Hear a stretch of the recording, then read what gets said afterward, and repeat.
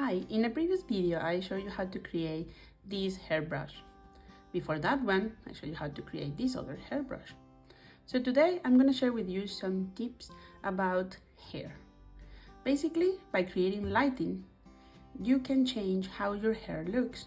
This one actually needs more work, and after I started working with this one, I realized I really like it to be curly instead of coily.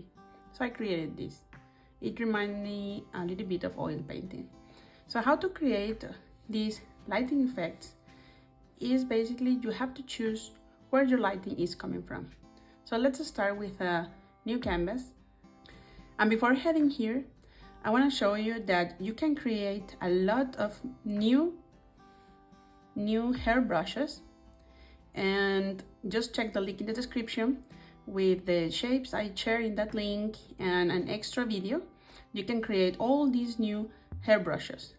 If you don't want to spend time creating the hair brushes, you can just get the brush set from the second link. Okay, so let's start.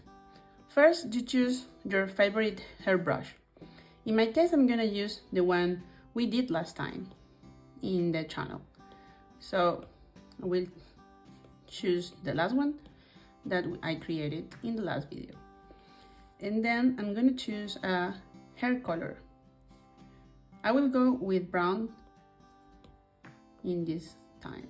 So I start normally with a middle point of the color I want to create, like a base color. So you can start directly with the brush or create an underneath another layer that will give you like the basic of the color. I like this way of doing it because it reminds me what I did in traditional painting. I'll create like a base color and then I start working on it with different brushes for hair. So I will be using the one we did in the tutorial. Now with a darker color, we're going to create some dark areas around here.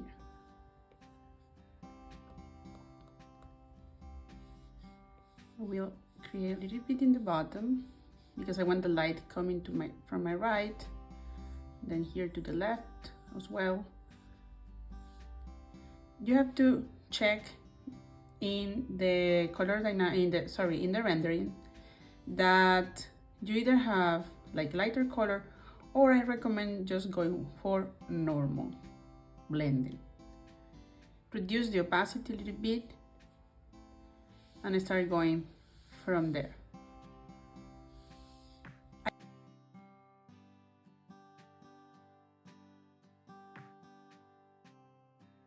And now we go back to the middle color and choose a lighter version of that color.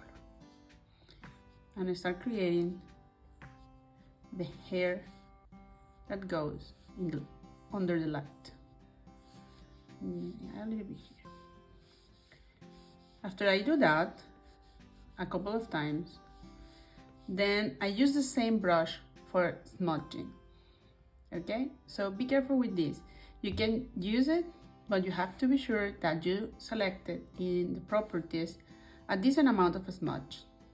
In this case, I have a 60%. I will reduce the size for smudging. For smudging, you have to select it from smudging directly. You have to go and find it. If you cannot find it or you forget which one was, you can go back to the one you were using and hold the smudge brush. In that sense, the one you were using before, it will pass to be the brush you use with smudging. Okay, so now with the smudge option, I will try to blend a little bit these colors. Be careful because sometimes, like I did here, like I pressed too much and I brought white into the mix. I didn't want to do that. Okay, of course, when you have like a lot of hair, then you don't have these whites in the back.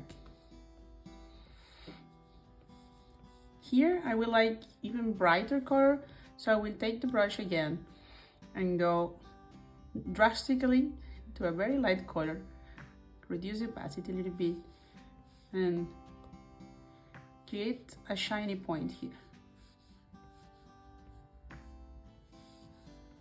And then use a smudge brush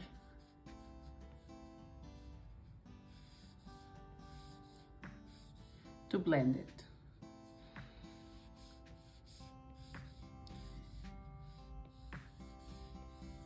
And you repeat this process until you like the result.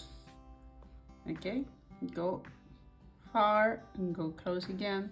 Repeat here where you want the shiny spots to be in. I recommend you to have some reference pictures of the hair you want to achieve.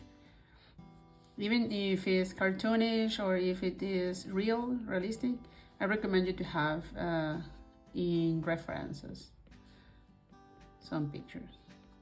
Okay, I have it right now in front of me in my computer, but I will leave it to you, to your choice. You can also go here, canvas, and reference and add an image from your iPad.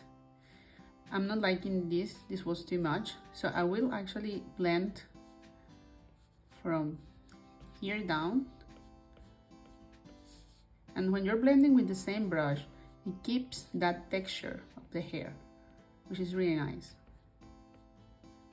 As you can see now, I'm creating like a flash here.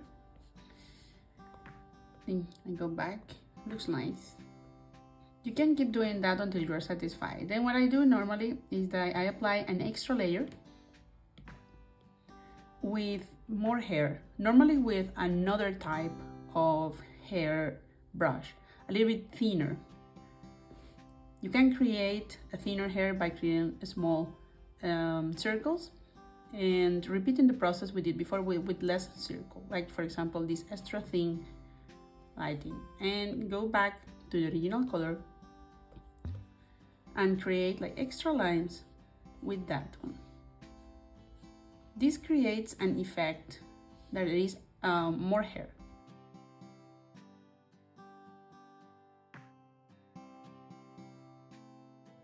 This one is really nice to create like loose hair that goes around, because no hair is perfect, right? You can create loose hair with this,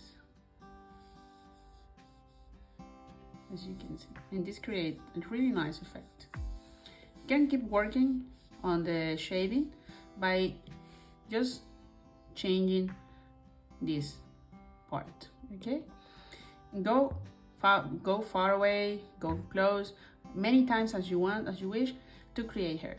So I hope you like this technique. This applies to many type of hair and to many type of drawings. More realistic, then you need more thin hair brushes to help you out. I hope you like this tutorial, and again, if you want to know more about hair and to create more hair brushes, just check the links in the description. Thank you for watching and see you next time. Bye!